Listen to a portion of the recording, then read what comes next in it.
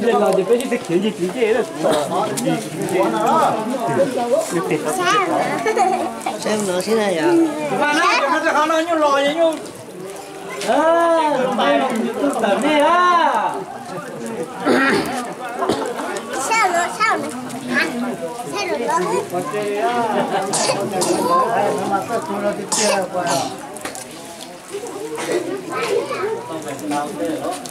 Anh đi luôn, tôi phát.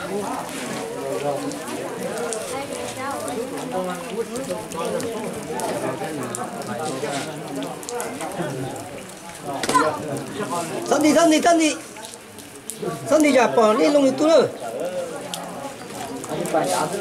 Ai có thế hả? Hai con xỉa cho nó người trái nào. Nó lục chui vậy à? Lục chui vậy thân đi. Ô lần đi xong rồi nó tu. Dạ.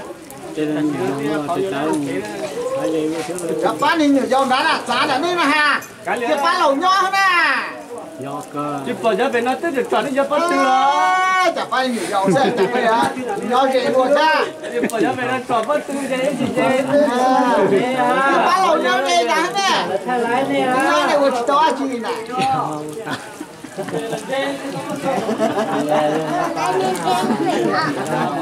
Ta tiêu hồn não ra. Nếu con gặp bà đấy ở đây hồn não mà sao lấy sao được.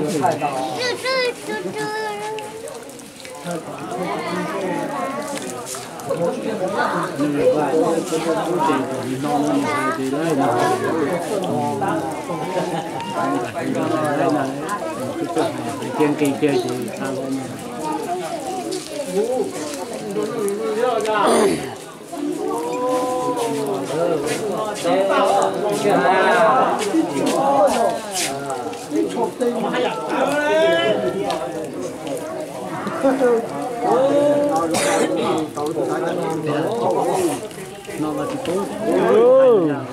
nó sổ sức riêng nó được nó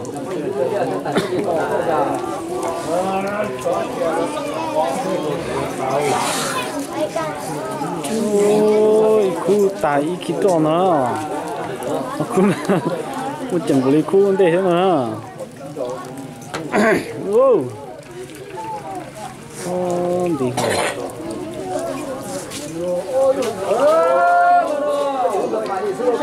Chính xác. Há nhỏ thế tập hợp có tiền mà. Há nhỏ là con nhỏ. Cho thì nó lớn luôn. Rất to đó.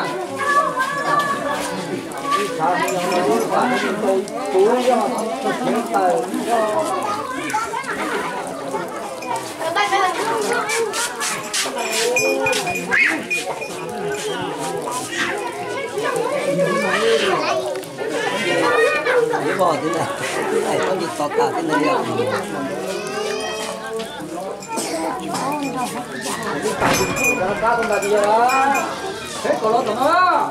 Chế tu liếc cả tí đó tao nói à.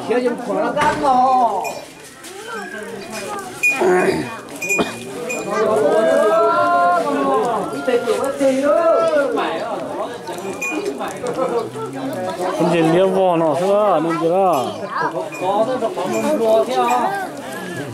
con gì lon chả tao nó không chịu tiền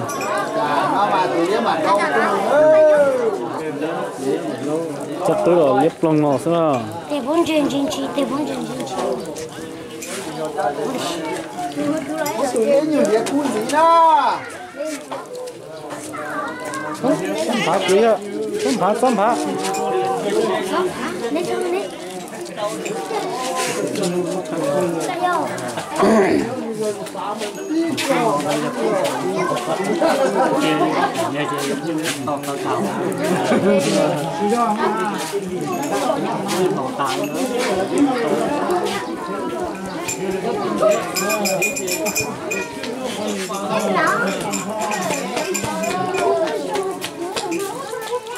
tụi nó chơi ảnh của tụi nó